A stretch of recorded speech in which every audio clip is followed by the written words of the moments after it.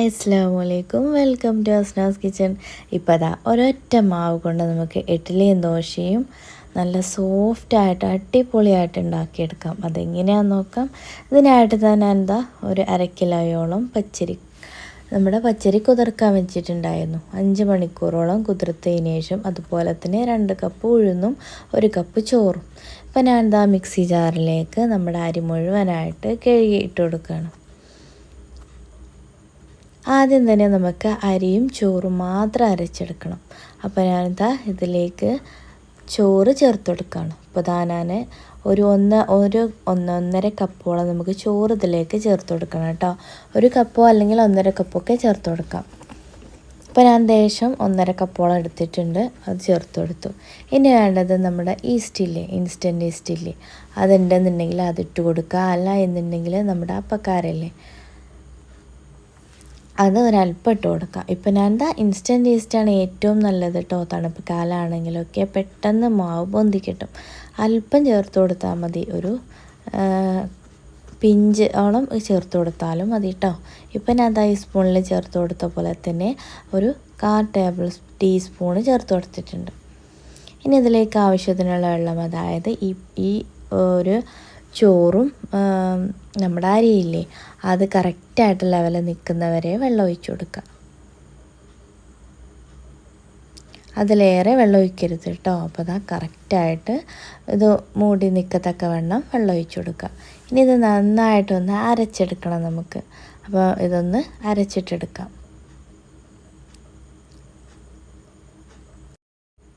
ഇപ്പോൾ മാവ് നന്നായി അരച്ചെടുത്തിട്ടുണ്ട്.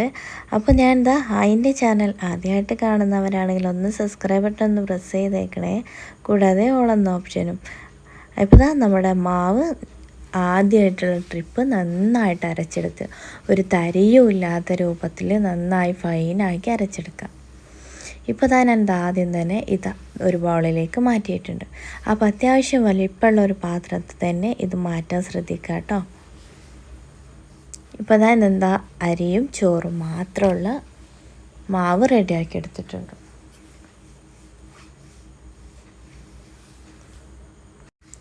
ഇനി നമുക്ക് നമ്മുടെ ഉഴുന്നില്ലേ, ഞാനിതാ ഒരു 2 കപ്പോളം ഉഴുന്ന് പുതിർത്താൻ വെച്ചിട്ടുണ്ടായിരുന്നു. അതും ഒരു 5 മണിക്കൂർ പുതിർത്തിയതിന് ശേഷമാണ് കേട്ടോ. അപ്പോൾ ഇത് നന്നായിട്ട് കഴുകിയെടുത്ത് നമുക്ക് ഇത് മിക്സി ജാറിലേക്ക് ചേർത്ത് കൊടുക്കാം. അതിലേക്ക് നേരത്തെ പറഞ്ഞ പോലെ തന്നെ ആ ഒരു ഉഴുന്നിൻ്റെ ലെവൽ വരെ ഒന്ന് വെള്ളം ഒഴിച്ചു കൊടുക്കാം കേട്ടോ. ഇപ്പോൾ അതും ഉഴുന്നും നന്നായിട്ട് അരച്ചെടുത്തിട്ടുണ്ട്. ഇതും ഫൈനായിട്ട് ഒരു തരിയോ ഒന്നും ഇല്ലാത്ത രൂപത്തിൽ അരച്ചെടുക്കുക. അത്യാവശ്യം നന്നായിട്ട് മിക്സിയിൽ കറക്കിയെടുക്കുക കേട്ടോ. ഇപ്പോൾ ഇനി ആദ്യം തന്നെ ഒഴിച്ച ആ മിക്സിലേക്ക് നമ്മൾ രണ്ടാമതുള്ള ഉഴുന്നും കൂടി ചേർത്ത് കൊടുത്തു. ഇനി കൈ വെച്ചിട്ട് ഇതുപോലെ നന്നായിട്ടൊന്ന് മിക്സ് ചെയ്ത് കൊടുക്കുക. എന്നിട്ട് രാത്രിയാണെങ്കിൽ രാത്രി, വൈകുന്നേരമാണെങ്കിൽ എപ്പോഴാണ് അരയ്ക്കുന്നത് വെച്ചാൽ അപ്പോൾ ഇതുപോലെ അടച്ച് വയ്ക്കാം.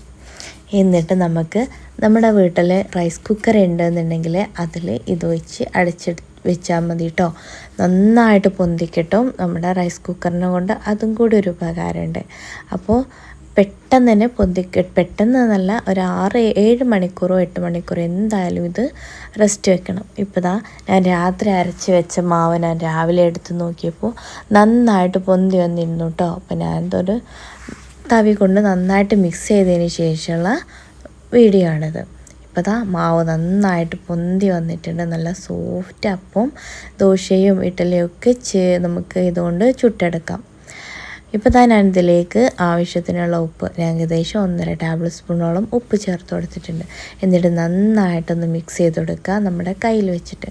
ഇനി ഞാൻ ആദ്യം തന്നെ നമ്മളെ പത്തിരിക്കല്ലില്ലേ, ദോശക്കല്ല്, അതിലാണ് നമ്മൾ ദോശ ചുട്ടെടുക്കുന്നത്. അപ്പോൾ നന്നായിട്ട് ചൂടായതിന് ശേഷം ഒരു തവി ഒഴിച്ചു കൊടുക്കുക. എന്നിട്ട് ഇതുപോലെ ദോശ ചുറ്റിച്ചെടുക്കുക. അടച്ച് വെച്ച് വേവിച്ചെടുക്കുക കേട്ടോ. ഇപ്പോൾ നല്ല അടിപൊളി ദോശ റെഡിയല്ലേ. അപ്പോൾ മസാല ദോശയൊക്കെ ആക്കിയെടുക്കാം, ഈസിയാണ്. ഇതുപോലെ തന്നെ ഇഡ്ഡലി തട്ടിൽ നന്നായിട്ട് ആവി കയറ്റിയതിന് ശേഷം ഒഴിച്ചു കൊടുക്കുക.